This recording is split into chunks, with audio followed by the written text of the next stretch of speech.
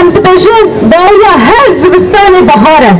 ده بهاره ام بتکوشین خو بینن باز ده گلانه ده ام بهاره خو برنگ خو بدرنگ خو بدسلیلی خو و بتکوشین خو بگوبند خو ام پیروز بکن جنها ام دبیجن